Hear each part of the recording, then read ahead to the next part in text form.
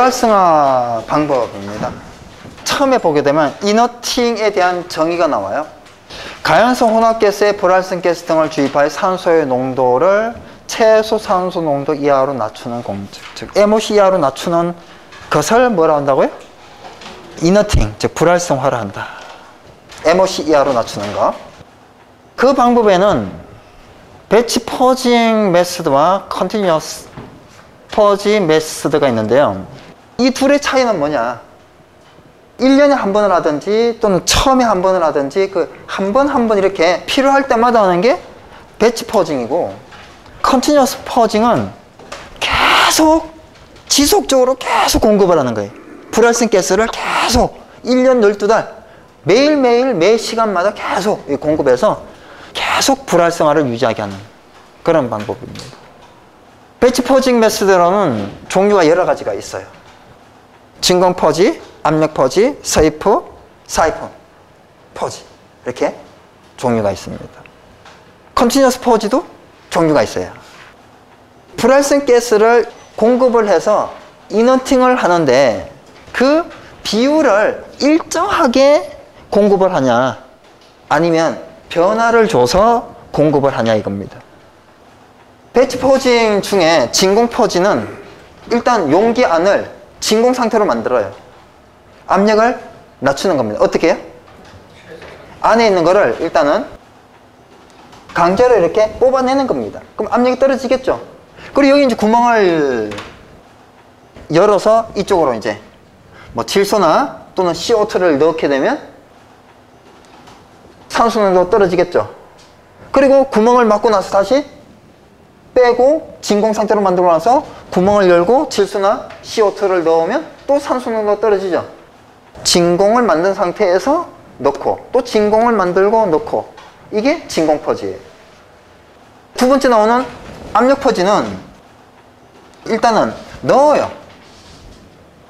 질소나 CO2를 먼저 넣습니다. 압력이 높아지죠? 그 구멍을 열어서 빼버리는 겁니다. 대기압 상태로 만들고 다시 막고 또 넣어요.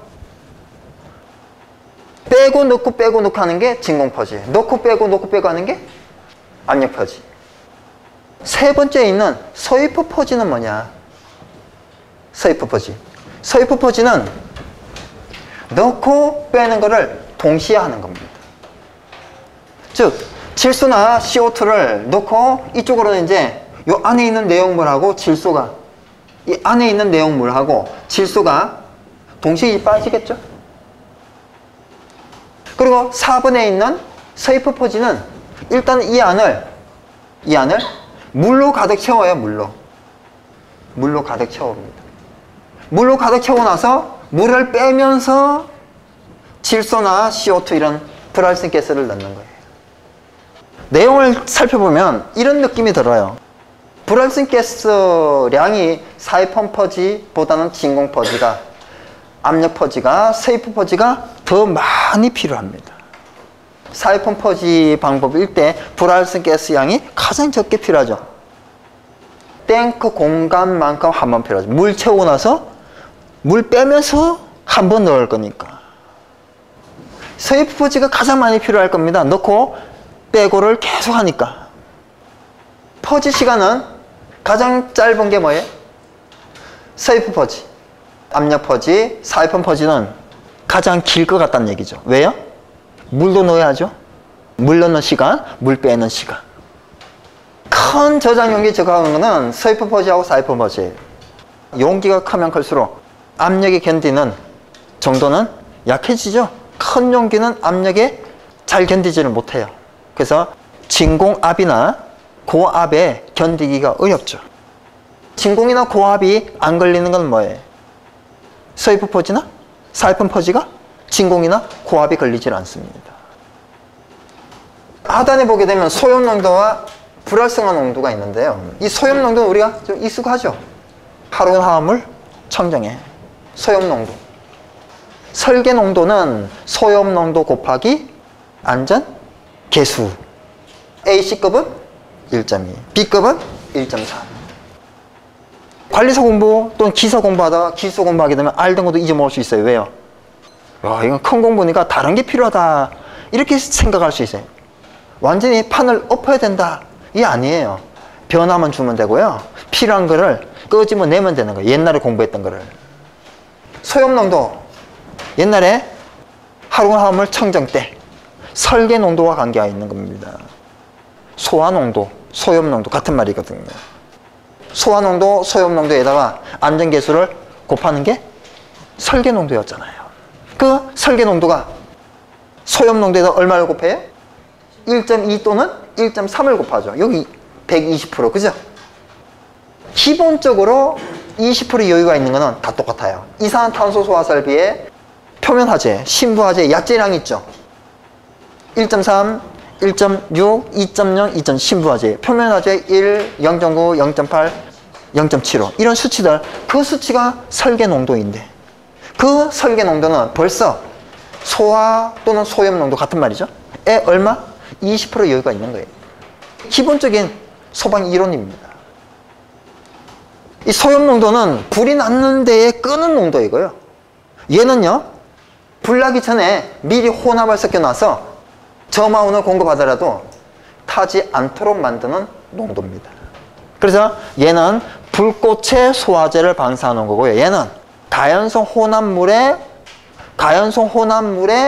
소화제를 넣어서 뭐로 만든 거예요? 불연성 혼합물로 만드는 데 필요한 양을 얘기하는 겁니다. 불활성화 농도는 조금 전에 배웠던 뭐와 관계가 있어요? 퍼지와 관계 있는 거죠. 설계 농도는 여유를 두죠. 몇 프로? 110%. 얘는 120%. 얘는 110%. 화염 방지기의 원리, 구조, 그리고 종류는 금속망형, 평판형, 순행형, 기타 뭐 이런 게 있습니다. 재질, 소염성능에 미치는 요인, 설치 장소. 여기 보게 되면 폐가스를 처리하는 폴리아스텍이라는 게 있어요. 폴리아스텍이 뭐냐? 울산이나 이런 데 가보면 석유화학 공장 있죠. 큰 굴뚝 있죠. 큰 굴뚝. 그게 폴리아스텍이에요. 요 말도 그대로예요. 폐가스를 처리하는 굴뚝. 이게 폴리아스텍입니다. 네이버 이런 데 찾아보면요. 전 요즘은 이제 네이버가 아니고 다음을 많이 찾아보네요. 다음이나 이런 걸 찾아보면 이 버너가 지상에서 100m 정도 높이에 있다. 이런 굴뚝이 있다. 이런 얘기가 있어요. 굴뚝 어디에서 폐가스를 태워요? 지상에서 태우는 게 아니고요. 저 위에. 그럼 왜 저 위에서 태울까요? 100m 올라가서 고온이 형성되잖아요. 100m 위에서 일단 시작하게 되면요. 연기는 어떻게 될까요? 더 높게, 더 멀리 날아가겠죠? 큰 특징이 그거예요. 굴뚝이 높다, 버너가 위에 있다, 완전 연소를 만든다.